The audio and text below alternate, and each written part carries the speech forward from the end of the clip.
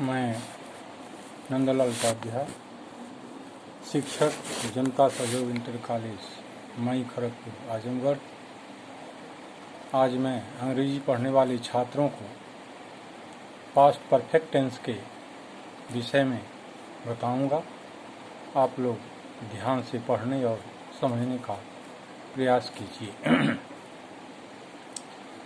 Past perfect tense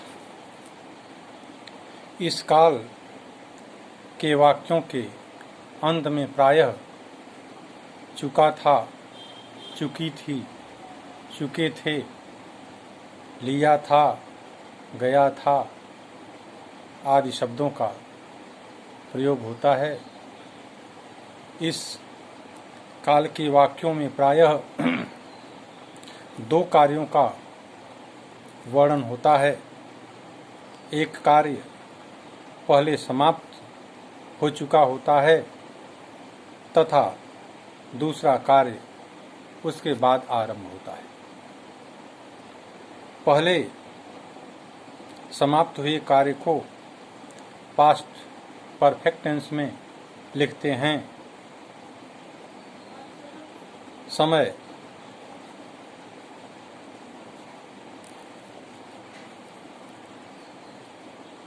subject के साथ had तथा वर्ब की थर्ड फॉर्म का प्रयोग करते हैं तथा बाद में हुए कार्य को पास्ट इंडेफिनिट टेंस में करते हैं।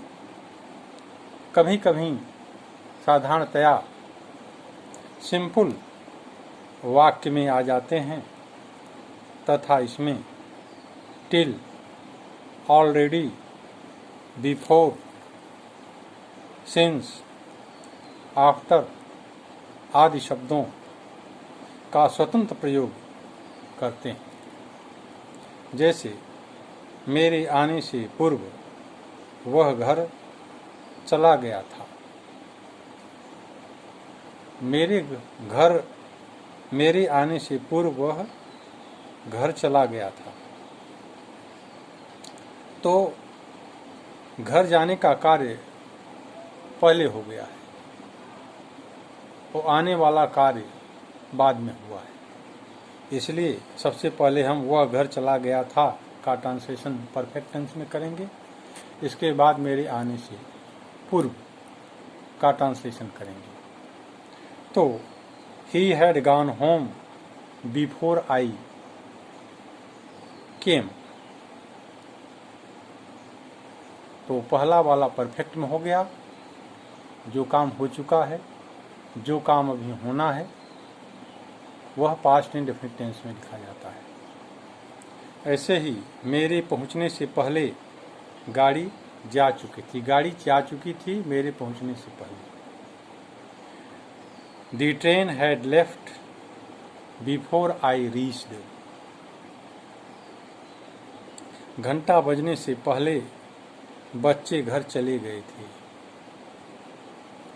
The children had gone home before the bell wrong.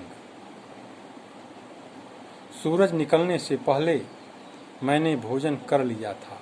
भोजन का काम पहले हो गया है, सूर्योदय बाद में होता है। I had taken food before the sunset. सूरज छिपने से पहले मेरे कमरे में पुराने से घुसने से पहले बिजली जा चुकी थी। बिजली जाने का काम पहले हो चुका था। The light had gone before I entered the room.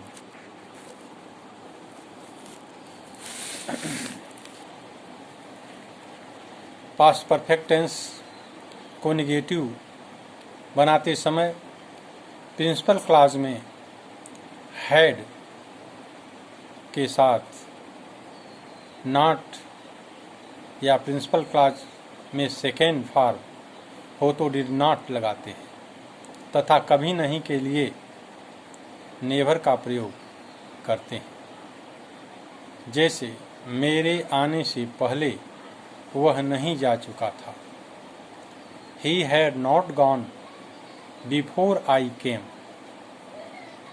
Had के बाद नॉट का प्रयोग।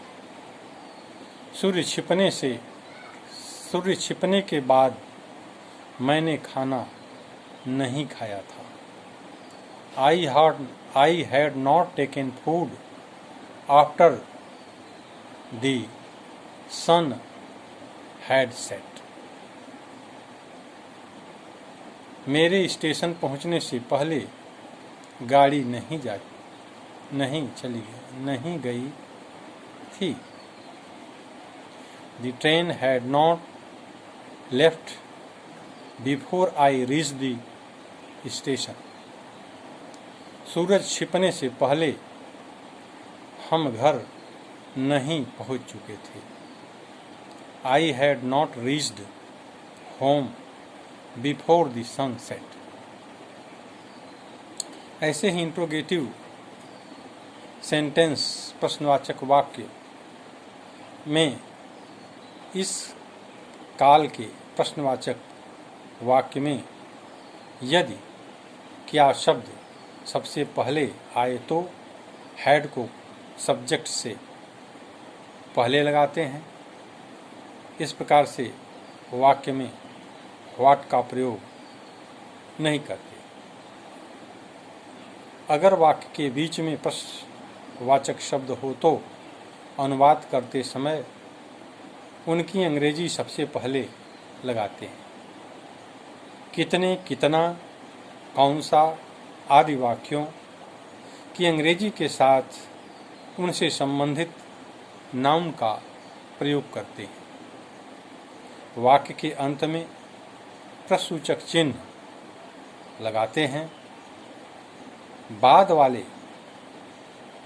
बाद शब्द का प्रयोग होने वाले वाक्यों में पहले भाग में डिड लगाते हैं। बाद शब्द का प्रयोग होने वाले वाक्यों में पहले भाग में डिड लगाते हैं।